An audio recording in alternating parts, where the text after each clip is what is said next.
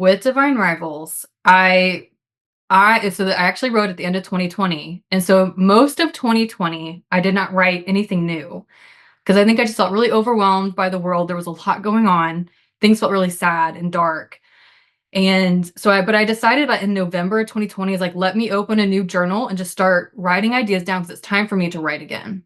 And so I wrote this line down, and it was a girl who writes letters to her missing brother and the boy who reads them. And I was like, well, what does this mean? Like who is this girl writing these letters? Why is her brother missing? Who is this other boy reading the letters? How are the letters getting magically misdelivered to him? And so from that one line, I had so many ideas. And I've always wanted to write a story about two people who fall in love through letters. You've Got Mail is one of my favorite films. It's like, oh, well, here's the letter idea that I've been waiting for. And I also really love typewriters. Like, well, what if these typewriters were connected? And that's how her letters are getting misdelivered. So anyways, I was like, I have to sit down and start writing. And so once I started writing again, I saw Iris and Roman both very clearly from the beginning. And what's interesting is that first chapter with her like running through the rain, she's late to work. She's got a broken high heel. She's wearing this tattered trench coat. The lift is broken, so she has to take the stairs, and then she comes into the office, and I could see all the desks, all the typewriters, the cups of tea, the cigarette smoke. It gave me that sense of place immediately. And her interaction with Roman all through that first chapter, like that really didn't change throughout all my drafts that I rewrote and rewrote. So I think it's really interesting to me that that first chapter stuck. So I mean, it was just so clear and vivid to me, and like their banter right off the bat, like I just knew them so well. But again, this world was different because it was more modern than my previous stuff. So I kind of envisioned this world as being an alternate England, early 1900s. And so when I realized her brother was missing at war, it kind of opened up this war story as well. And so I'm like, well, who is waging this war? And I was like, well, what if it was between two gods that had been laid to sleep in graves that have risen again and have beef with each other and are wreaking havoc, and humans are kind of caught up in this tide. And that the Divine Rivals was another story I wrote for myself. I didn't have a contract for it. I literally sat down after many, many months of writer's block where I couldn't write a single word. And the story just kind of spilled out of me. And it was one of the most, I think, magical experiences because, again, I felt like I knew Iris so well. And that was the other thing. I was writing about two writers, which makes it really fun and interesting. And their take on the world, and they're being journalists and being on the front lines. It just was a very exciting story to write. And so I think, and I told myself, I just want to write a book where two people fall in love and things feel hopeless and dark, but hope still prevails and like love still prevails, and we see them fall in love despite all these difficult things. And I think that story just resonated with a lot of people. You hear a lot of people talking about tropes in romance, and it's probably because tropes do kind of set up expectations, or like for a reader, like when I say I'm writing a rivals to lovers story or an enemies to lovers story or a friends to lovers story, right off the bat, the reader knows, oh, like this is going to be good because no matter where you're starting with them, whether they are really good friends, we'll take friends to lovers. We know they're friends. They like each other. Maybe they're very close, but they have, when does that moment happen when it changes? Like who falls first? You know, I think also with friends, there's that you're worried about the love not being returned and then ruining the friendship. So I think it's just all about the evolution of watching a relationship unfold, like hitting those certain storytelling beats with romance. Likewise with like enemies to lovers, which is a very popular one. You obviously have two people who hate each other, don't like each other. So we kind of like, oh, well, let's like, why? Like what's going on in the world? Like, why don't they like each other? So like as a reader, this is like really fun stuff to read. And that's what hooks you. Like, well, when is the tide going to start changing? Like what happens? And so I think it is like just you as a reader want to experience it and know, like you kind of get that moment where things start shifting and changing, like, oh, like he's fallen for her or she's fallen for him, or why he acted this way to protect her when he's supposed to hate her. And then really the challenges though that still present with those type of tropes as well. So I think it's just a matter of readers like knowing it's going to be a really good journey that they just want to settle down for.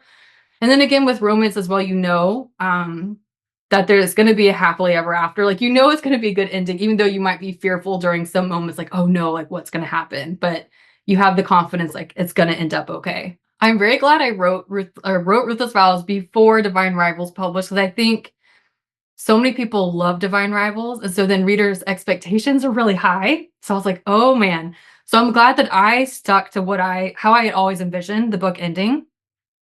But you're right, I think, like, when you have characters that feel so vibrant and real, like, readers get very attached to them, but also as you're writing their story, sometimes they tell you, like in your instance, like, they tell you what's gonna happen or, like, they kind of emerge and really take on a life of their own, and I think with my secondary characters in this series who are also very much beloved, I wanted them to feel like they are fully fleshed people, and they have their own hopes and dreams and worries and fears, and they play very important role, um, for themselves as well, and not just for Iris and Roman.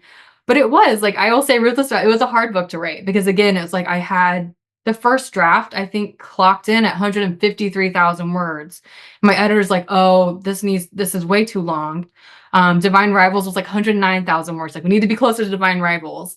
And I was like, "I just don't think I can cut that many words, but I can get down to, like, 120." So I actually cut 30,000 words off that draft. It was so hard, but really trying to look at the meat of the story and, like, what needs to be there, what needs to be rewritten, what needs to be cut. That's why, like, I love actual drafting. I always revising is so much harder for me, but yeah, it was one of those very rewarding books to write. It was one of the hardest ones, but also very rewarding, and I definitely sobbed at the end when I reached that those last chapters. I was just, like, crying because I definitely felt like, "Okay, like, finally reaching the end, like, this is it. This has been such a long journey." And just yeah, just hoping that my readers that love Divine Rivals would also love this one. So I love Addie and Tobias. So you meet Tobias in Ruthless Vows, you meet Addie in Divine Rivals. I also really love Marisol and Keegan as well. And even Forrest and Sarah. So yeah, there were quite a few secondary characters. And I have readers ask all the time, like, they want to know more about them.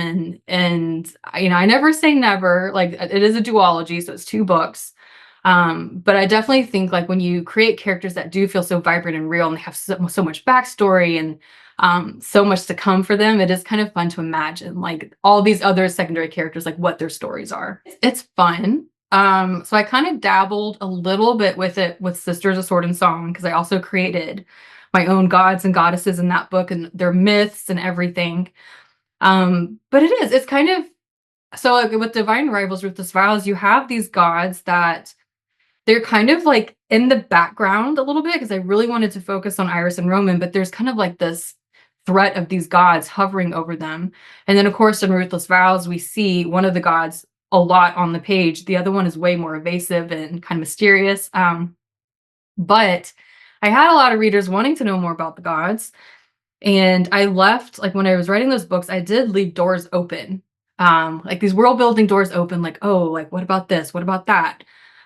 So then it kind of made sense that if I was going to write another book in the world, that I would set it hundreds of years before Divine Rivals and actually write a story about the gods and the goddesses and, like, dig really deep, into what it was like when before all of them were conquered or laid to rest in their graves.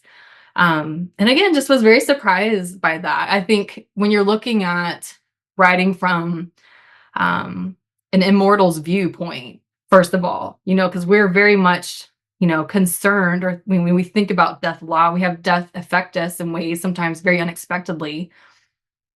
As you get older, year after year after year. I mean, for me, I'm like looking back, man, how has so much time already passed? Like, I feel like you blink and all of a sudden, like, you're this age. Like, man, I remembered being 13 and feeling like, I was never going to be 20, and then you're 20 and then you're 30. And you feel like time just feels so different to us than an entity that doesn't have death hovering over them or doesn't really age. It was really interesting to be able to dig deep into that mindset. I've always loved snail mail, so that's probably why so many letters kind of appear in my books. I just think it's a fun thing. Also, it kind of breaks up words on the page. So with Wild Reverence, obviously you're not going to have as many letters as appeared in Divine Rivals, Ruthless Vows, but I think a lot of readers who read that series were wondering, like, where is this letter magic with the typewriters being connected, like the letters being magically transported? Like, where's that magic coming from? And so that was one of the things I wanted to answer with Wild Reverence. Like, well, that magic is connected to a goddess named Matilda, who is a herald of all of the gods. So she can carry words and letters through all three realms: the skyward realm, the human realm, and then the underling realm. And so I just love this idea of her really taking people's words and delivering it. So she's the herald of the gods, and so it's a little bit different, but again, I was trying to echo back to readers who have read that series, like, and wondering, like, how, like, what is the history of this magic? Well, this is the history. It's about Matilda. But at the same time, like, I also wanted to write Wild Reverence as its own thing. So some people who haven't read Divine Rivals, Ruthless Vows, you can absolutely still read it because it's its own contained story. Now, if you have read the duology, you're gonna pick up on these little hints and Easter eggs I dropped along, so you can really get the full emotional impact. But I've had readers who haven't read the duology before and they still really love Wild Reverence. So it's kind of nice, a nice way to appeal to both crowds.